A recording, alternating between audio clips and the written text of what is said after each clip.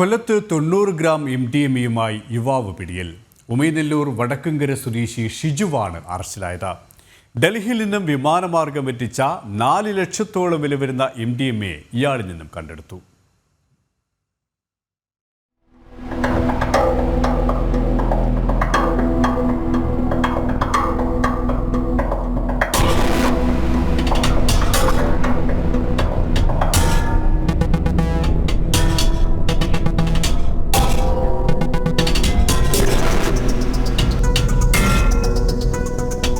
ഇന്ന് പുലർച്ചെയാണ് കൊല്ലം നഗരത്തിൽ നിന്ന് 90 ഗ്രാം MDMA-യുമായി യുവാവ് പിടിയിലായത്.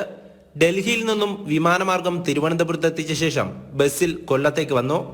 മാടന്നട ഭാഗത്തുകൂടി നടന്നു വരുന്നതിനിടെയാണ് ഷിജു പിടിയിലായത്. അടിവസ്ത്രത്തിൽ ഒളിപ്പിച്ച നിലയിലായിരുന്നു MDMA.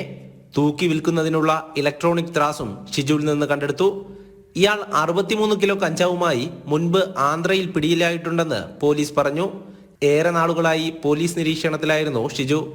മറ്റു സംസ്ഥാനങ്ങളിലേക്ക് നിരന്തരം യാത്രകൾ നടത്തുന്നതും സംശയത്തിനിടയാക്കിയിരുന്നു.